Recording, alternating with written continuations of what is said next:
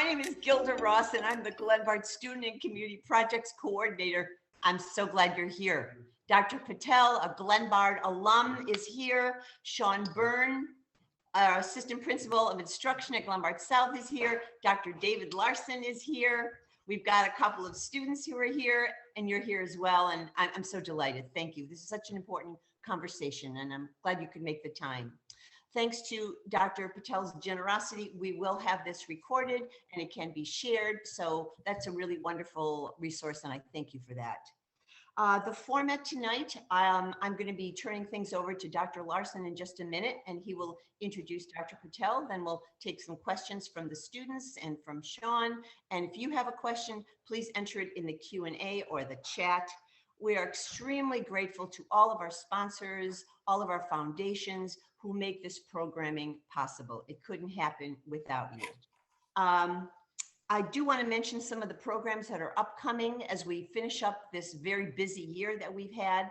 Next week, we'll be welcoming Dr. Kara Natterson, MD. She will be talking about her book, Decoding Boys, the new science to decode teen behavior and relationships. She'll be speaking at noon and at 7 p.m. on April 14th.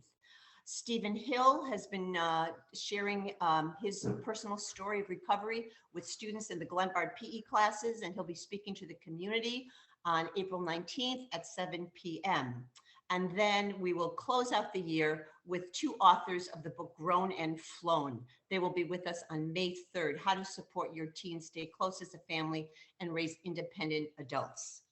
We have a very prolific author with us tonight. He was with us many years ago around this book, Acts of Faith, about his experiences at South that started him on his journey. This is another one of his books that I enjoy. This is the brand new one. Jerica is going to share the Q&R code so that you can order it for yourself, as I have done. I also want to welcome Dr. Patel's mother, who's listening in. Thank you for living in Glen Ellen and sending Eboo our way. Dr. Larson, please take it away. Thank you, Gilda. Thank you, GPS team. Always amazing. It's always amazing to observe the adjustments you all have made this last 2 years during the pandemic. So excited to continue strong programming. Great to have alumni here tonight. Dr. Eboo Patel is the founder and president of Interfaith Youth Corps, a nonprofit organization working to make interfaith cooperation a social norm in America. He is a respected leader on national issues of religious diversity, civic engagement, and the intersection of racial equity and interfaith cooperation. He's the author of 5 books, including Acts of Faith, The Story of an American Muslim, The Struggle for the Soul of Generation, based on his experiences at Glenbard South High School, and his most recent book, due out in May, titled We Need to Build Field Notes for Diverse Democracy. He's a frequent keynote speaker at colleges and universities, philanthropic convenings, and civic gatherings, and he has served alongside several U.S. presidents. His op-eds and interviews have appeared in the New York Times, Washington Post, National Public Radio, and the PBS NewsHour. Eboo holds a doctorate in the sociology of religion from Oxford University, where he studied on a Rhodes Scholarship. He's been awarded the Louisville Goemeyer Prize in Religion, along with honorary degrees from 15 colleges. Wow, very impressive. We're very delighted to have you, Eboo, this evening. Over to you. Thank you, Dr. Larson. Thank you, Gilda. Boy, we work with a lot of folks who organize speakers at educational institutions, and you are in the top 1%. Thank you so much for caring so much about this event and doing such a great job in organizing it. And a huge thank you to the community of the Western suburbs, to my mom, who has been a model of educational excellence and perseverance and just a huge support, and to Mrs. Seaton, who I see is in the attendee list and who is just an excellent English teacher at Glenbard South, one of a number of excellent teachers that really gave me and so many others a strong academic foundation and a love of learning. And I've pursued that love of learning really my whole life. And that doesn't happen unless it's seeded by people who are exceptional in their disciplines, as Mrs. Seton was, and also love people, love students. And, I still have images in my mind of Mrs. Seton sitting with me and my friend Mike Baker going over our essays, telling us what she loved, telling us where we could improve.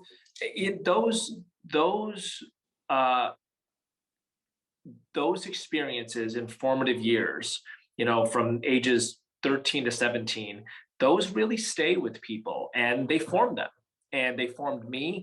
I was just with my high school friends a couple of weeks ago, and we talk a lot about what we got from Glenbard South and the Glenbard School District. And so forgive me for spending, some time on that up front, but it's just important to say gratitude is a hugely important value.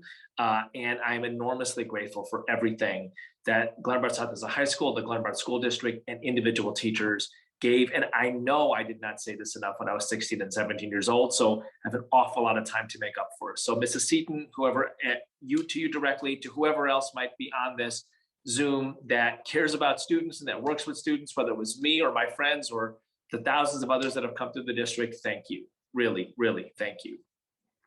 So today, I want to talk about a dimension of American democracy that is both remarkable and not often enough remarked upon. And that is the fact that we are the most religiously diverse nation in human history, and really also the first attempt at a religiously diverse democracy. I'm going to say that again, right? For centuries, millennia really, in human civilization, people thought religiously diverse democracies were impossible. If you wanted a democracy, you had to have a homogeneous population. If you wanted diversity, it could only exist in a dictatorship or in an empire. And it was really the European founders of the late 18th century and a set of their predecessors, right? A set of predecessors who thought to themselves, we can attempt a religiously diverse nation, that the people from the four corners of the earth, praying to God in different ways, including not at all, can come to this patch of land and build out of it a nation. And there were the sins and mistakes of the European founders of the 1776 generation are legion, and they should not be forgotten, and they should be spoken of, and so should their triumphs. And one of those triumphs is the attempt at a religiously diverse democracy, which we have an opportunity to perfect.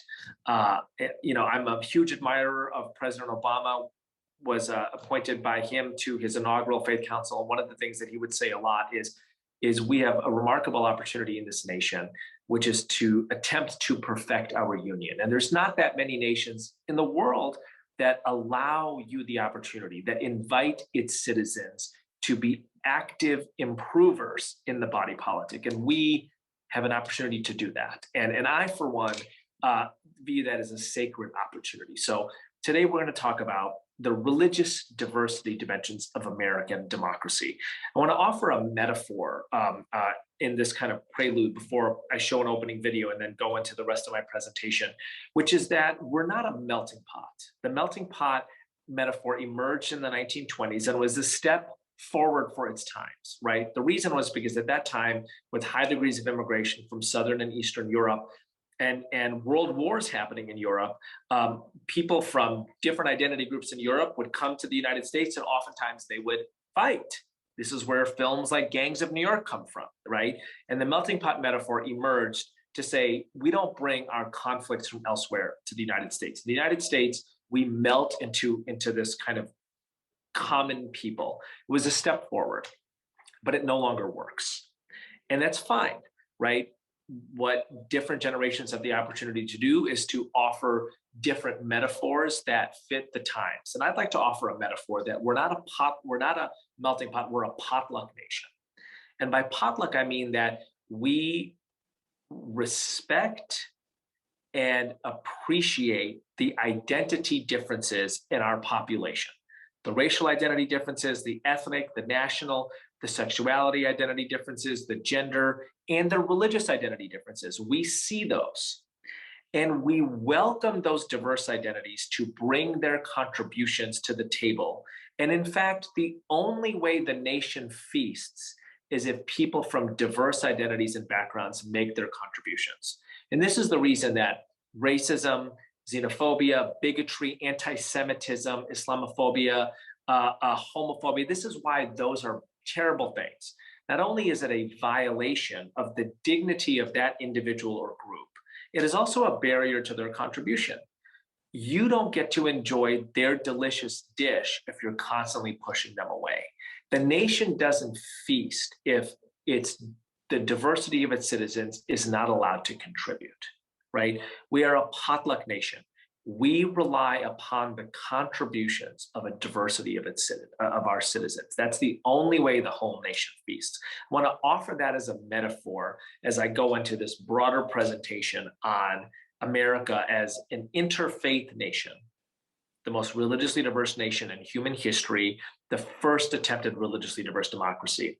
I want to say that there is a particular emphasis in my presentation today on the intersection of religious diversity and racial equity. Racial equity is one of the movements of the day. It's an enormously important movement. Religious diversity is deeply woven into it, and I wanted to highlight that intersection today. We are also 2 days past the martyrdom of Reverend Dr. Martin Luther King Jr., and so it is a especially apropos time to highlight the intersection of religious diversity and racial equity, which is precisely what this opening video of one of the alum of the organization that I founded, what the kind of work the experience that she had and the kind of work that she does. So why don't we open with the video of Reverend Jen Bailey, and then I'll go into my presentation.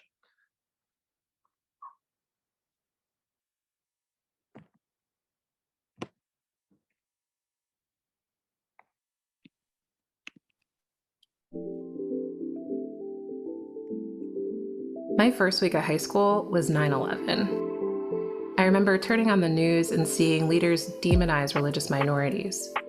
It hit close to home.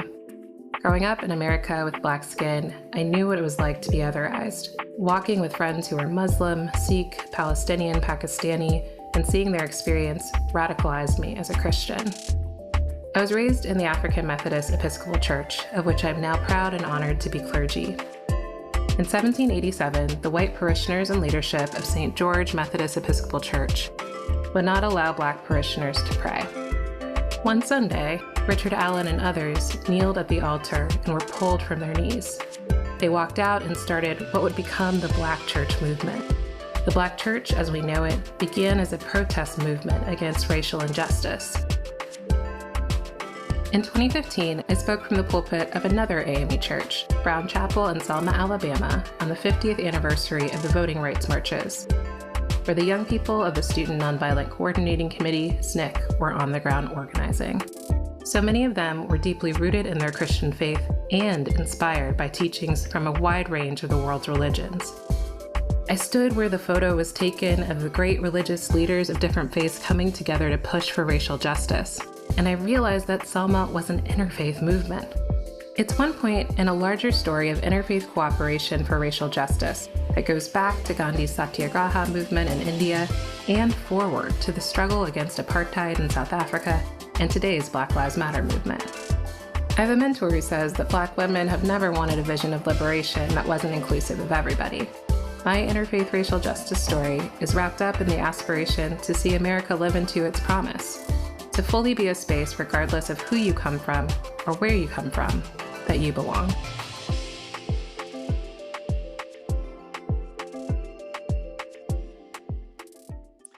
So that's one of our graduates at the organization I founded, Interfaith Youth Corps. And I love how she connects her personal story to a historical story of the Black church, to a moment in American history, Selma, and to a global story of interfaith work across the nations. And that's, again, so much what I learned how to do as a student at Glenbard South is how do you think of your own story in these kind of these various webs of experience and context, the national story, an ethnic or racial story, or religious story, a global story. Jen ends with Selma, and she speaks of Selma as an interfaith movement. Of course, Selma is the the series of marches in 1965, where Reverend Dr. King and a whole set of diverse religious leaders really build what some people call the Third American Republic, right? Which is moving closer and closer to the vision of a nation that is inclusive of all identities, that has equality, that has liberty and justice for all. And part of what I want to do here is highlight the powerful religious diversity dimensions of that movement. So if we could go to the first slide after this. So this is a familiar slide from the Selma marches. There's, of course, Reverend Dr. Martin Luther King Jr. And one of the things I love about King is he is just explicit about his religious commitment. You know, he says, many people want to make of me many things, but in the deep recesses of my heart, I'm a Baptist minister. My daddy was a Baptist minister. My granddaddy was a Baptist minister. My great-granddaddy was a Baptist minister. And my commitment to Jesus as the Son of the living God is the highest commitment that I have, right? And part of what I'm struck by today is I'm thrilled that the United States recognizes Martin Luther King Jr. Day. I'm thrilled that he is held up as a paragon of so many things, as a civil rights hero, as somebody who believed in democracy, as somebody who fought for liberty and justice, as a paragon of nonviolence, et cetera, et cetera. I think there is too little emphasis on King as a faith-based hero and as an interfaith hero, right? But it's really hard to understand King outside of his Christian commitments. And it's hard to understand King outside of his interfaith friendships and inspirations. And many of those are on display here. So over his left shoulder, you see the great Rabbi Abraham Joshua Heschel, who escaped the trains going from Warsaw to Auschwitz by 6 weeks. He saw his entire family and 6 million of his fellow Jews burned in Hitler's hellfires in the Holocaust. And he is lucky to come to the United States, where he takes up a post at Jewish Theological Seminary in the Upper West Side of New York. And honestly, if there's one person in the 20th century who had the right to only focus on his people, it would have been Abraham Joshua Heschel. And yet he doesn't. He comes to the United States. He hears about the civil rights movement. He comes actually to Chicago in 1963 to a conference called the Chicago Conference on Religion and Race, because he wants to do what Hindus call darshan with Dr. King. He wants to see him personally up close. And he says that the soul of Judaism is at stake in the civil rights movement, right? And I find this so powerful because it's somebody from another religion connecting their faith to something that's happening to a different group of people. He is emphasizing the universality of his tradition, that the Jewish tradition, there is a deep commitment to the freedom of all people, including people who aren't Jews, maybe even especially people who aren't Jews. In Selma, Heschel famously says, you know, Martin and I, they're friends, he calls him by his first name, we pray differently. But in Selma, I felt like my legs were at worship. When we're doing something common together for shared values like freedom, it's like prayer, Heschel is saying, right? Powerful. There is John Lewis, young man, he's in his 20s, right there, right in front of you. There's these great stories about John Lewis. When he's a child, he's so moved by the Christian scriptures, he preaches to the chickens in his parents' backyard. He grows up in a sharecropper household. He's preaching to the chickens. And again, you know, there's so much talk about, you know, John Lewis, the civil rights hero. All of that is true. It is impossible to understand John Lewis outside of his Christian commitments. Incidentally, I'm not a Christian. I don't say these things for the reasons of pushing a particular faith tradition. I say this because this is of historical importance. It is of historical importance. It is part of the definition of being an educated person to understand the Jewish experience and commitments of the Rabbi Dr. Abraham Joshua Heschel, of the Christian commitments of John Lewis and Reverend Dr. Martin Luther King Jr., of what it was in Catholicism that brought that nun out of the convent into the streets, right? In her habit, wearing her cross. It is a matter of the historical record. It is a matter of American diversity. It is a matter of being an educated person, right? James Reeb, a Unitarian Universalist minister, says he hears the call from Reverend King for clergy of all backgrounds to come to Selma. And he comes and he loses his life in Selma in basically a white supremacist lynching, right? It is impossible to understand Selma without attention to diverse religions. Next slide. So these are some of the figures who play an important role in mid-20th century Black liberation movements for racial equity. And interestingly enough, not all of them are American, which just gives us a flavor of the international dimensions of the civil rights movement. So let's start with Mahatma Gandhi, right?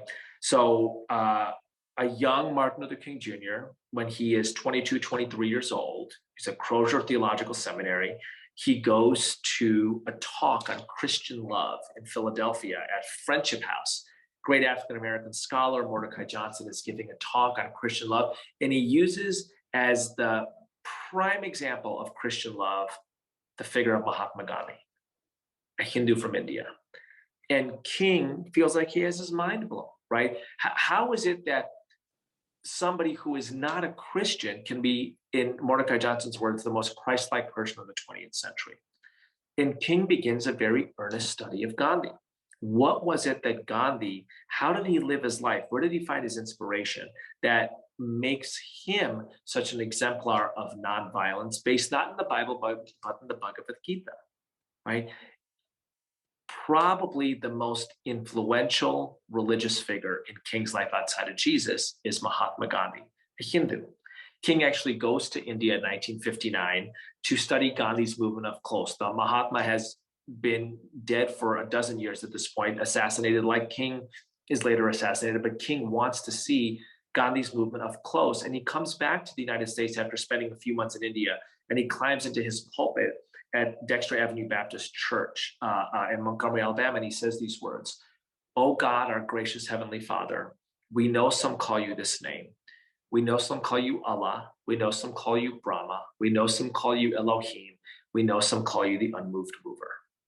Clearly, King is deeply moved by the interfaith dimensions of the movement that Gandhi has built in India, and he starts to seek to do the same with the civil rights movement in the United States. Bayard Rustin, Quaker, is very involved in the international peace movement in the 1930s and 1940s, and finds out about Reverend King in the 1950s and gets the sense that King is going to be the prime mover, not only for racial equity, but also for nonviolence, and actually tutors King in nonviolence, kind of sits with him in the early days of the Montgomery bus boycott and tutors him in Gandhian methodology. So again, King has heard of Gandhi, knows about Gandhi's example, but it's Bayard Rustin who gives him the 1, 2, 3 in the ABC of nonviolence, nonviolent direct action, right? Bayard Rustin is also the principal organizer of the March on Washington. His Quaker roots, it is impossible to overstate how important those are in his work for racial equity, civil rights, and nonviolence.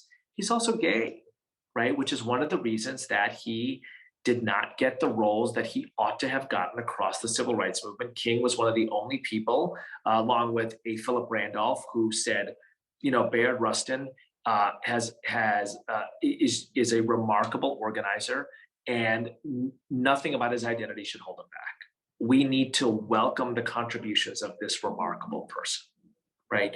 But one of the reasons we don't hear as much about Bayard Rustin as we do people like John Lewis and Andy Young, and these are great figures, right? Is because Bayard Rustin faced discrimination because he was gay. I, for one, don't think that we ought to be, first of all, violating the dignity of anybody based on identity. I also don't think we should be erecting barriers to their contributions. Bayard Rustin had a great deal to offer America, right? It would be a tragedy if somebody's bigotry was a barrier to those contributions. It would have weakened the American potluck dinner if we were unable to experience Bayard Rustin's full contributions. Thich Nhat Hanh. So King in 1965 receives a letter from Thich Nhat Hanh, the great Vietnamese Buddhist monk, founder of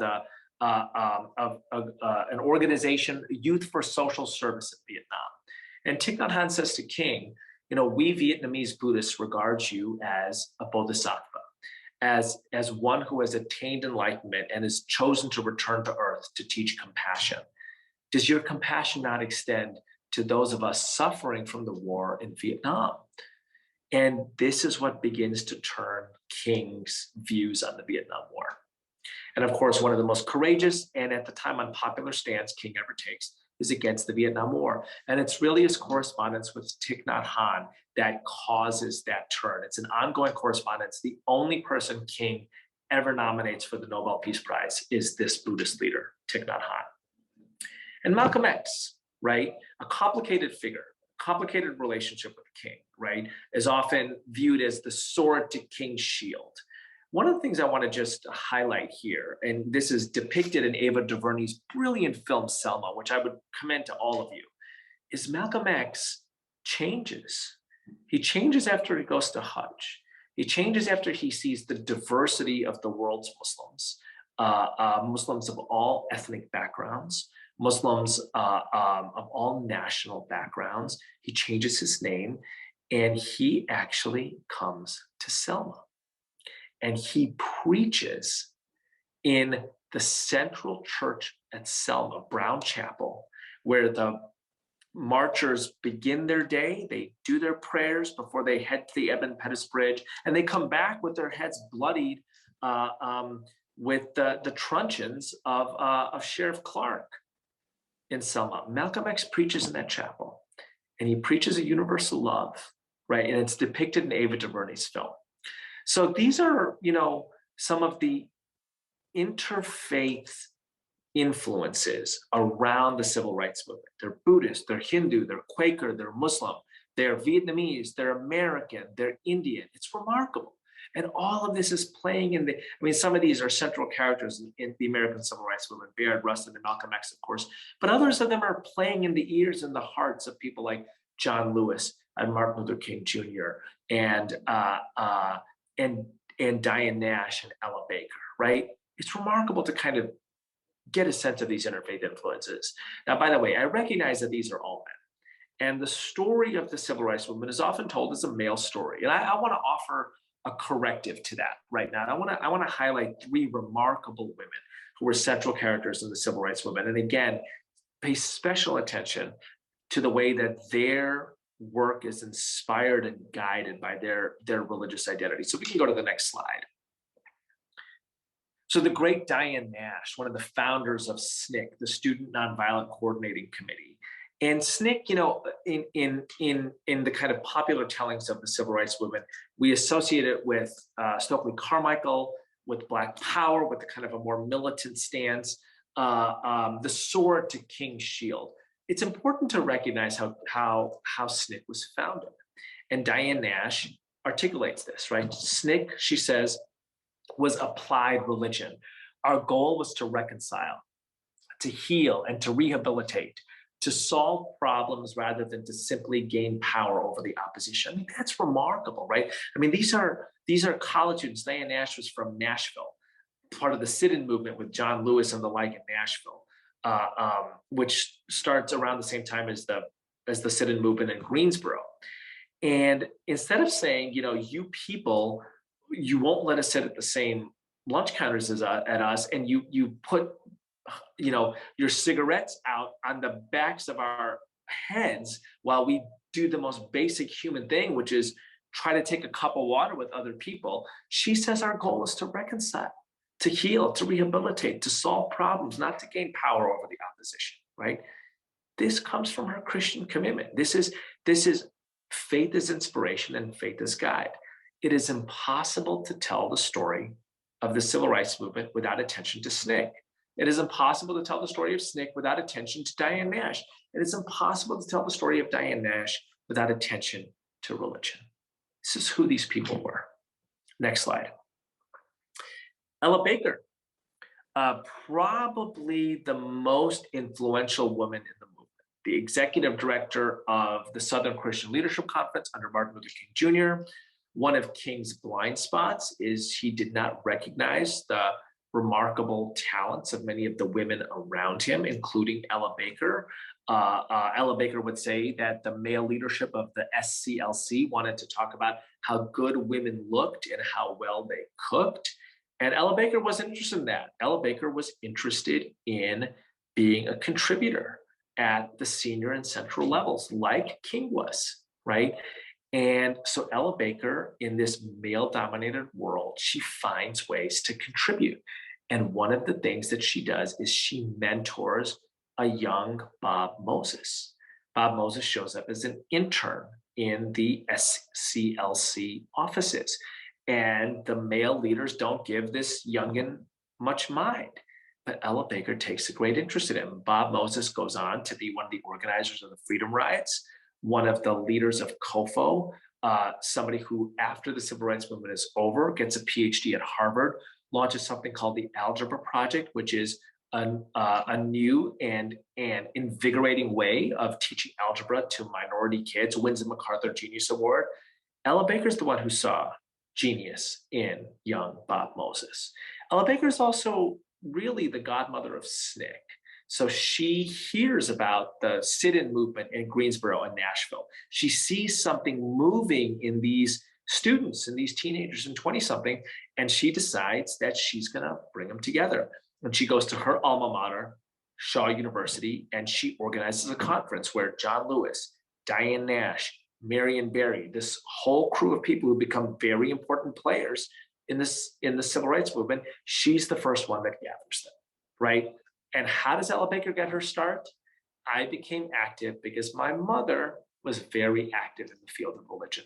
She saw her mother play this leadership role in Baptist women's auxiliary organizations, setting up education programs, setting up scholarship funds, right? Ella Baker's like, well, if women can lead those things, we can lead other things.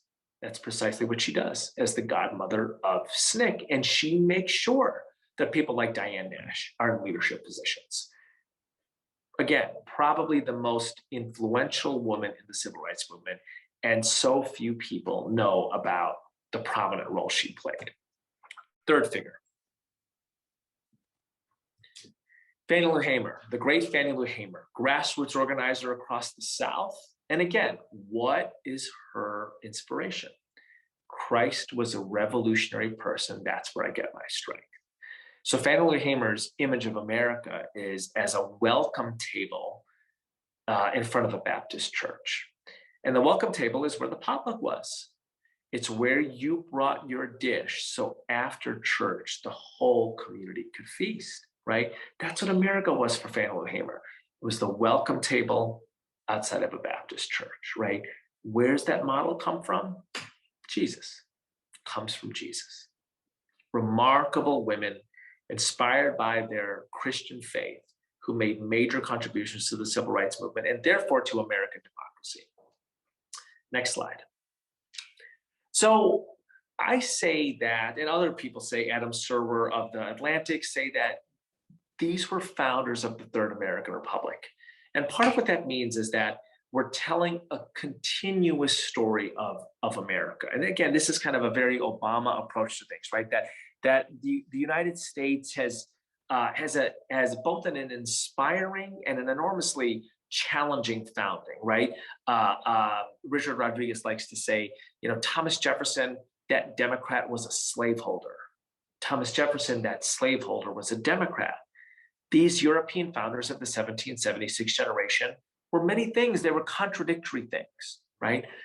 So let us speak of both, right? Let us remember that George Washington, really, there's no republic without George Washington. He built the Continental Army, which is the first cross-sector institution in American life. Before that, we were really 13 separated, squabbling colonies. He builds an army that involves Catholics from Maryland and Anglicans from Virginia and Quakers from Pennsylvania, right? He integrates all of them. And then he becomes the first president, and he continues the building of a peoplehood, right? Somebody once said that Washington's great genius was the creation of American peoplehood. And George Washington had a mouthful of his slaves' teeth. He had bad teeth, they were pulled, and he had the teeth of his slaves replace them, right? It is not just complicated, it is downright contradictory. It is downright contradictory. So we should not speak of Washington without speaking of both. And one of the things that George Washington was a man who spoke up against religious intolerance and in favor of both religious freedom and religious diversity. So there's a man named Moses Sessions in late 18th century America, a Jewish leader. He's the head of something called the True Synagogue, which still exists in Newport, Rhode Island. And Moses Sessions sends to George Washington a letter, and he congratulates Washington on being elected president and on the ratification of the Constitution. No small feat, by the way. And he asks Washington what will happen to his people, the Jewish people in this new nation, especially considering Jews have been hated and hounded and harassed for centuries in Europe.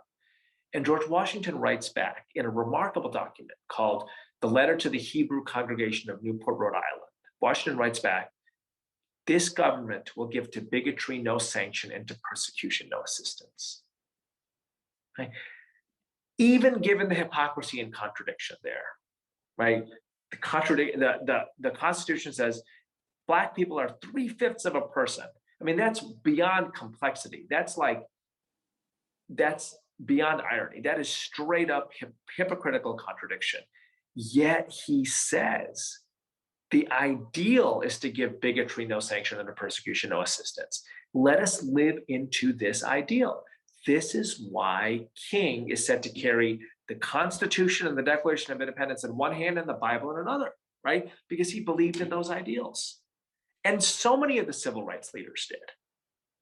We live into the ideals, even though the people who created them violated those ideals. That's okay. That's okay. They still, so many of their words, set a North Star that is worth achieving, particularly on the matter of religious liberty and religious diversity. Next slide.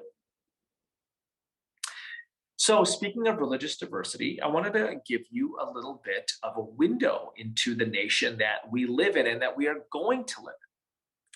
So right now, about 2020, a couple of years ago, there were almost 4 million Muslims living in the United States. That number is going to more than double in the next 30 years. There are 660,000 Hindus in the United States. That number is going to grow by 50% in the next 30 years. There are about 4 million Buddhists in the United States. That number is going to grow by about 25%. One of the reasons for this is because Hindus, Muslims, and Buddhists are, on average, about 20 years younger than Christians. And so as the Christian population fades, it's still large, religious minorities are growing in numbers. So just think about how wonderful and complicated and interesting that makes. I'm going to give Dr. Larson a bit of a headache here. How complicated does this make a school calendar when you have to account for multiple religious holidays, not just Christmas and Easter, right? But also Eid and Diwali and maybe Holi, right? How complicated does it make a school cafeteria if 15% of your student population doesn't eat pork and 10% doesn't eat meat at all? These are fascinating opportunities and challenges. This is what it means to live in the most religiously diverse nation in human history. How do we make this a potluck nation that welcomes the contributions of diverse people so that the nation can feast, rather than a religious conflict, which is actually how most of the world has lived when it comes to religious diversity. It's lived in some form of tension or conflict. How do we make the United States a healthy, religiously diverse democracy? One of the great challenges of the 21st century. the challenge that my organization has dedicated itself to addressing in positive ways. Next slide. So religious freedom and its corresponding value, religious diversity, have long been a part of the American ideal. This is Norman Rockwell in 1943, freedom to worship, right? Like, this is part of the American ideal. It's people from different religious backgrounds. You see a Catholic depicted here. You see a Muslim in the lower right there. People from different religious backgrounds living in some kind of positive relationship with each other, right? But this underrepresents American religious diversity. I would wager that this is the image in many people's minds when they think of American religious diversity. But actually, this is the image from 1943. Next slide. This is American religious diversity today. This is an America where there are more Buddhists than Episcopalians, where there are more Muslims than there are Methodists, which is coming. It's just a demographic fact. It's just a demographic fact, right? How do we build a nation that welcomes the contributions of all of these people, rather than says to some of them, we don't want you. Don't become a doctor here because your religion's not respected. Don't start a business here because your ethnic group is not wanted. That's against the American spirit, I think, right? It hurts all of us. It hurts all of us when we do not welcome everyone's contribution. How do we prepare for a nation that looks more like this than the image from 1943? Next slide. So I run an organization called Interfaith Youth Corps. We are right on the cusp of changing our name to Interfaith America. We're about 2 weeks away from that formal announcement, so you all got the news a little bit early. We have done a lot of work at college campuses, and part of what we did is the largest survey done ever in higher education on issues of religious diversity. And part of what we asked is how many college students spend time studying dimensions of diversity like race, like nationality, like politics, like sexuality. And this is, by the way, this is done across 120 campuses, 20,000 plus students. I mean, it is an enormously large and rigorous survey. And it turns out that somewhere between 2/3 and 3/4 of college students say that they dedicate time to learning about people of different races, people of different nationalities, people of different sexualities, people of different politics. I think these numbers should all be 95%. I think you can't call yourself an educated person unless you've paid some attention to these critical issues. But anyway, 2/3 to 3/4, not bad, right? So let's hit the button and see what percentage of college students say that they've spent any time at all thinking about diverse religions.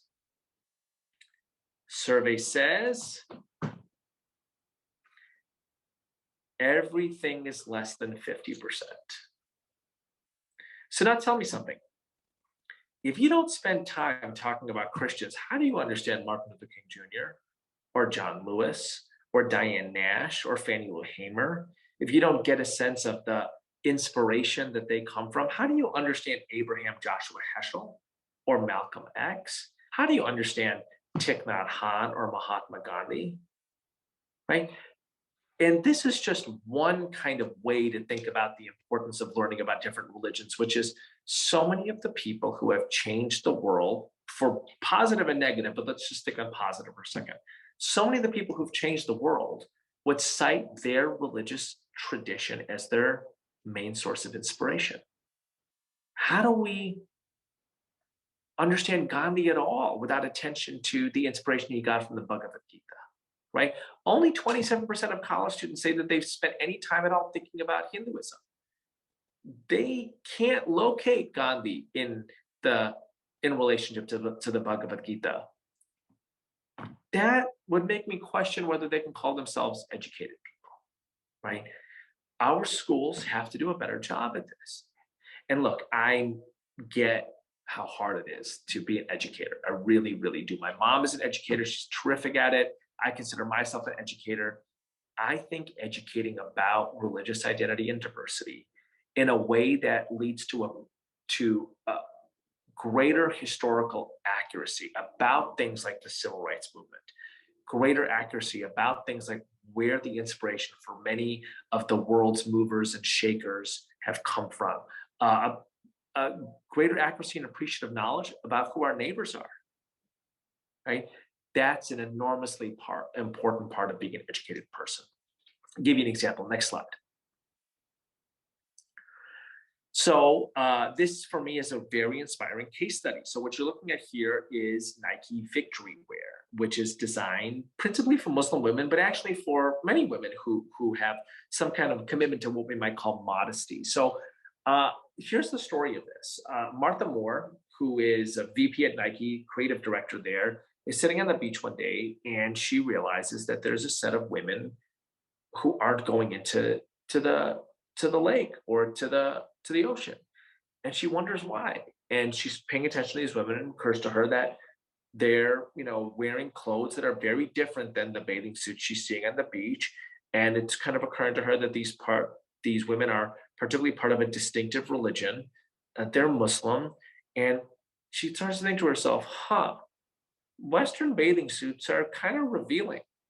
And if you are part of a religious community like Muslims, also Orthodox Jews and some evangelical Christians, and certainly some women who are Latter-day Saint, Mormon, if you belong to one of those religious communities, how do you swim?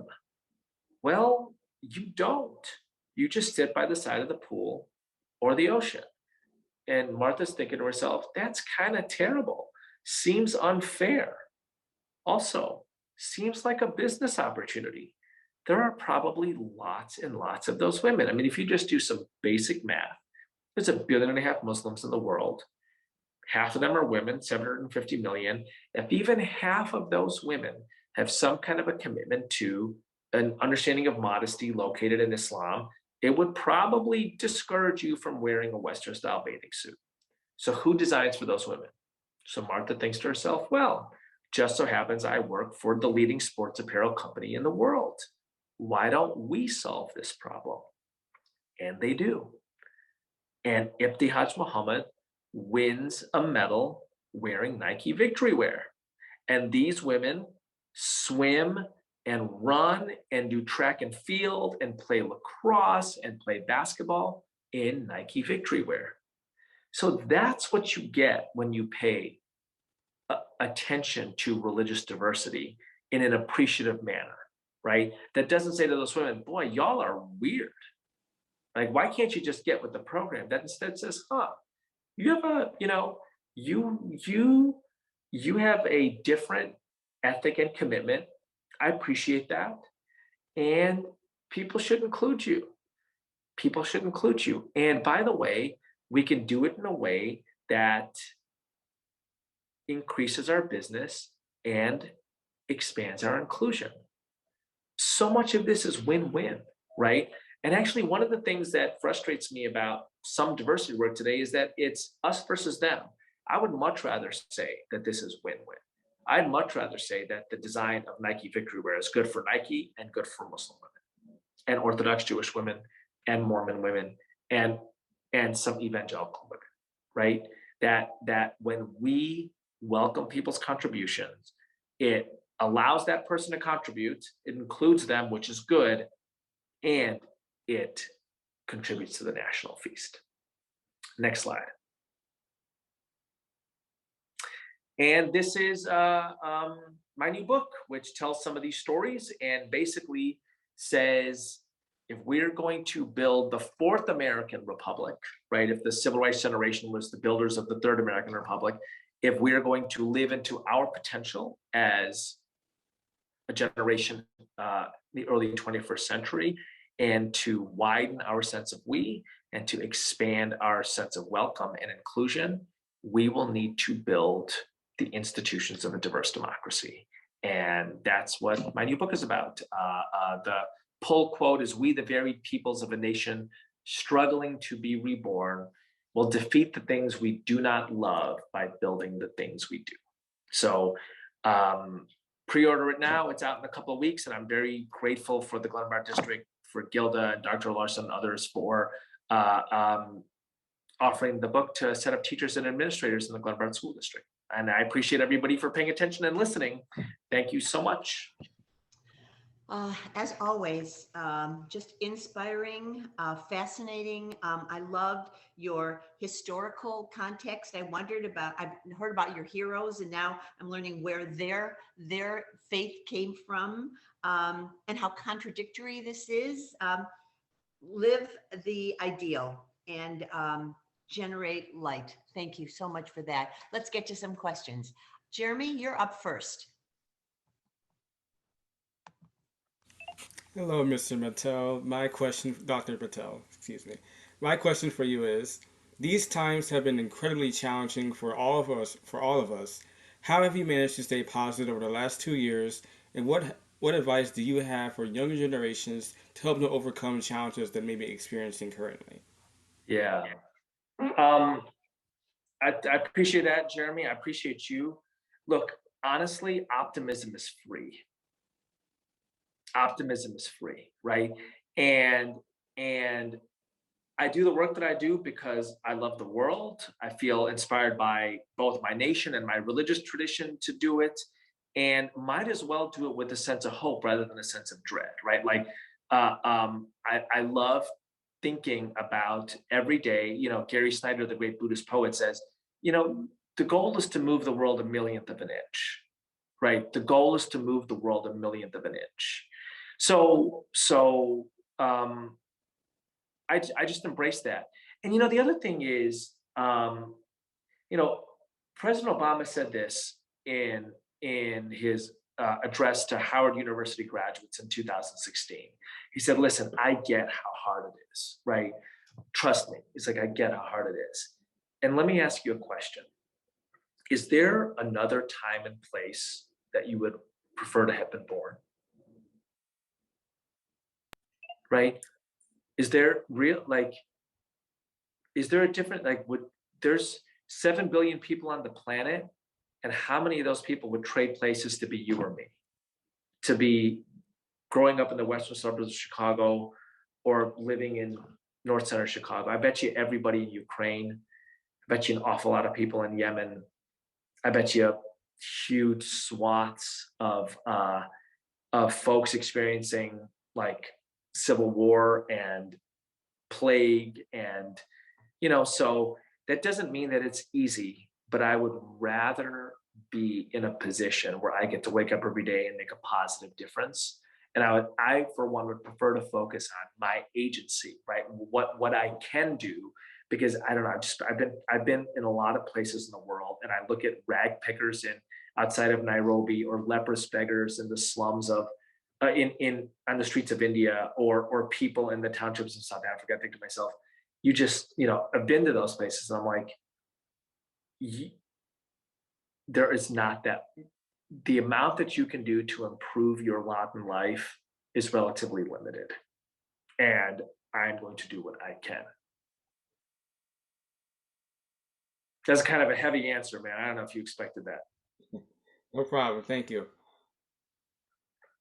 Thank you for your question. Teresa, you're up next. Hi, Dr. Patel. Thank you so much. And my question for you is, what can I do in my world, my school, my community to make a difference, to help make people, to help bring people together? Yeah, it's a great question. I mean, you know, one thing is, I think it's just a beautiful thing to kind of take as one's own responsibility to learn something positive and appreciative about other people's identities, right? Something that you admire, and you know, just think to yourself as you go about your day, and you're meeting a Muslim who might be fasting, or a Hindu who might be vegetarian, or somebody who might be from Eritrea. You know, could you name something you admire about their heritage, right? And it's just kind of a mental exercise that you do, right? A mental exercise that you do, because one of the things about living at a time when honestly negative stuff gets a lot of attention is there's a constant tape of ugliness that's playing about people from different identities. And I mean everybody, right? Like white people, Black people, Muslims, Jews, atheists, everybody, right? There's like people think it is sophisticated to be negative about folks. I don't think that's true. You know, I think it's sophisticated and educated to like say, hey, I admire the tradition of the Prophet Muhammad going to Mount Hira during the month of Ramadan to give alms to the poor and to pray and to fast. And I recognize that in that time, he receives the first revelation of the Quran, right? Just knowing that version of a range of different, of the religions of your friends, I think that that's a really important thing. I think it's a really powerful thing to say, I know something positive and that I admire about your background. And by the way, it's not about being an expert on everybody or on every tradition. It's simply saying, I want to lean into things that I admire about you. Thank you so much. So simple. So simple. Jason, you're up next. Hello, Dr. Patel. My question is, when you were a student at Glenbard, what did you think that you were going to do? And did you think that you were going to do the things that you do today? Yeah, that's all these are great questions. No,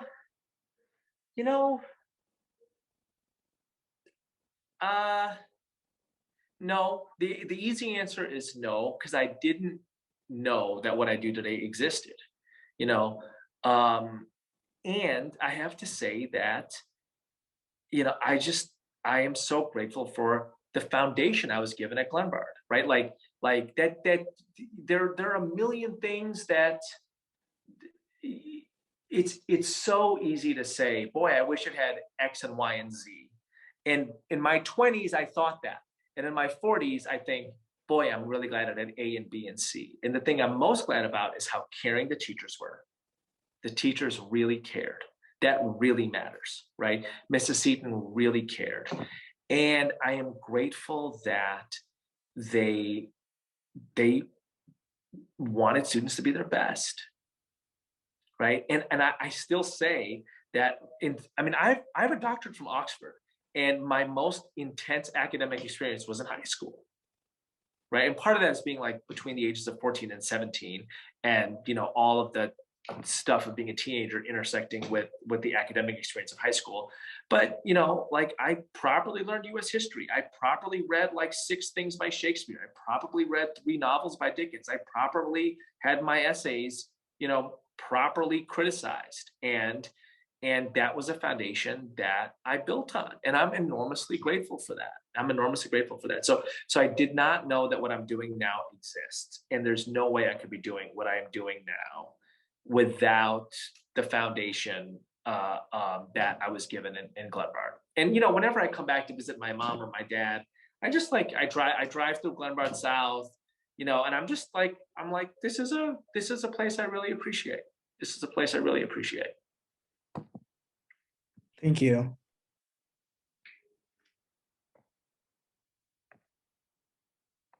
You're muted, Gilda. Sean, you and I were talking about this book, Acts of Faith. Very quickly, Eboo, will you tell us what happened at South that took you to this book? Yeah, so I tell the story in the book about my group of high school friends. A very religiously diverse group: a Mormon, a Catholic, a Lutheran, South Indian Hindu, a Cuban Jew, a Nigerian evangelical. Mrs. Seaton will remember all these people, right? So Karthik Heech, Mike Baker, Chris Lundgren, Ariel Stern, Lee Spence. These are all real names. I use pseudonyms in the book.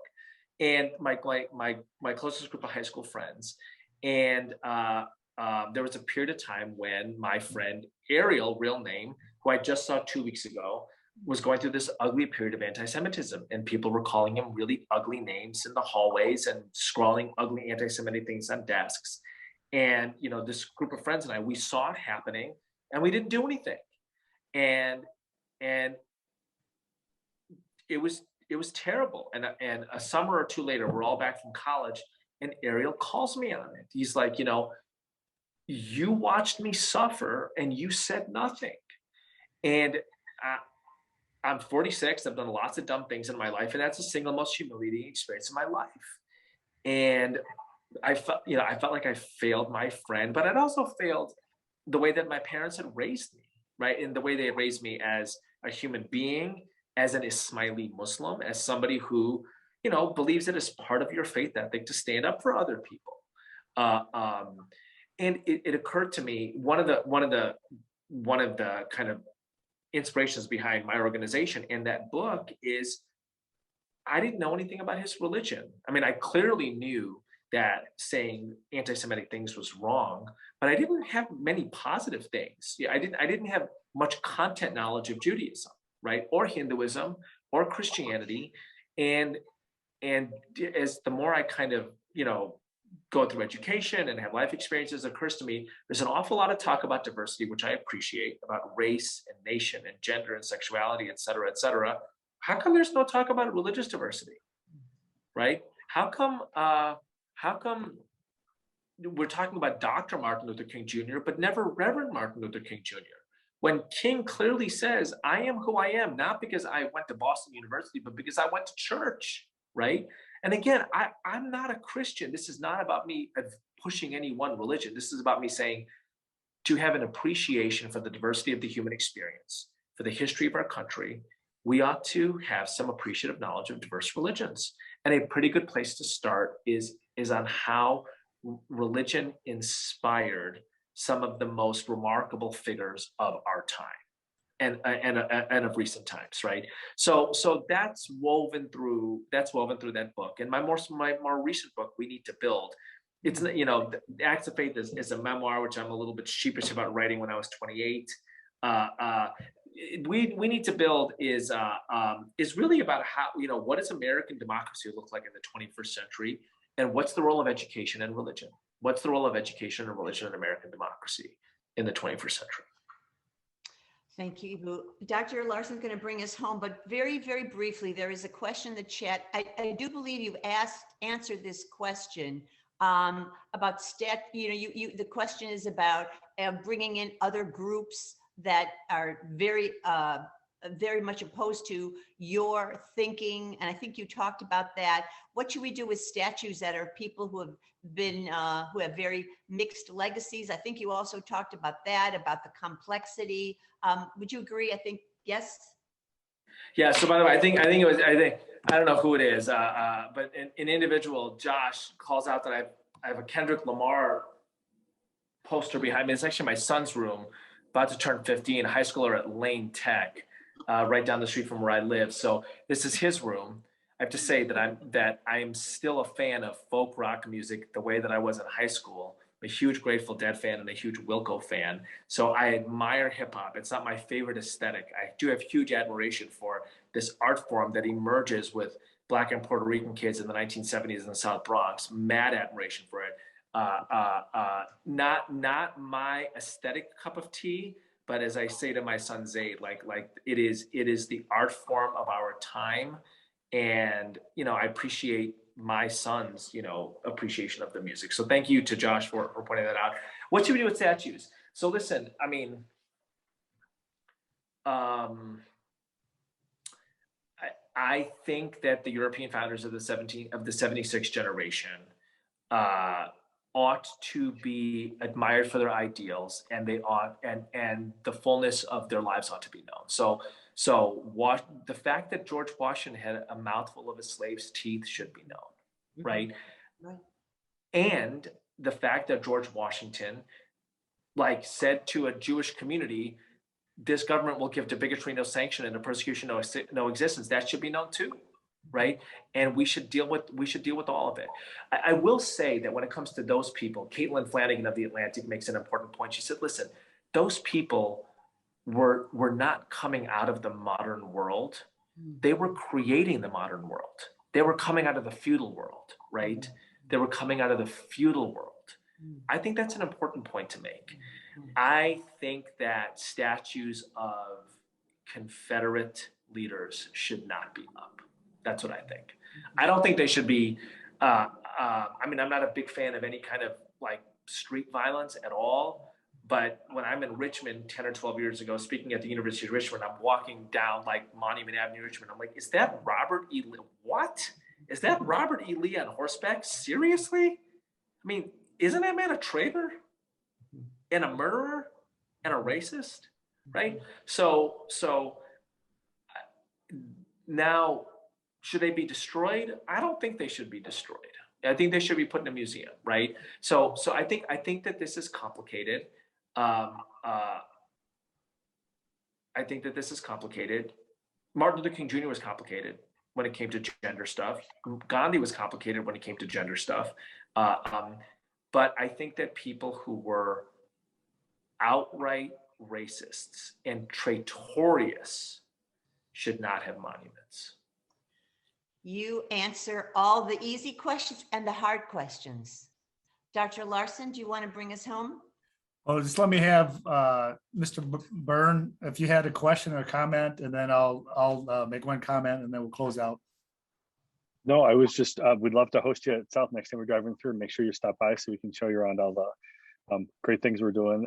Appreciate all your great ideas. And I'll save my question for the next time I see you in person. I appreciate you. Thank you. And Mr. Burns got a Glenbard South swag jacket for you. I will wear it with pride. Right. I'll wear it with Okay. pride. So last comment, it's actually a statistic that I want you to comment on and close us out. And I was told when I started here 10 years ago, someone said, Dave, in 1970, DuPage County had 1 person out of 30 was a person of color, just 1 out of 30. And in the year 2030, it's predicted that the majority, more than 50%, will be individuals of color. And so as you connected religious faith to race, that's an interesting phenomenon. I really like your metaphor of potluck, right? So more and more groups of people with different faces, as you've highlighted, are coming to DuPage County, and will really diversify. Any closing comments on your home community becoming more and more diverse like that? Yeah. So I will say, I'll say one complicated thing, and then I'd say one like straightforward thing. The complicated thing is and some people on here will know this. 50, 60 years ago, Greeks, Italians, Poles, Jews were considered white. That's a great point. Right. And so demographics are complicated. And very interesting. Right. I think it's an interesting question to ask. What do we mean by the term people of color? Note, I say this with no edge in my voice. Yeah. I ask it as an intellectual question. But if we were to stop and say, if people of color means non-white, so to speak, what percentage of the world is people of color? That's 80%, 85%. That's what, 6 billion people? Is there anything that we can say that is coherent across 6 billion people? I'm not sure, right? And again, my purpose here, as you can tell by the tone of my voice, is this isn't a challenge. It's not to create tension. It's simply to say some of the categories that we're using are perhaps not super useful, or at the very least, we should question, right? And so we're getting far more diverse in all kinds of ways. I think that's really interesting. One of the ways is that, my kids, of their 20 closest friends, 17 of them are mixed race. Literally. My wild guess is that Glenbard is pretty similar, right? Sure. So America is changing. How do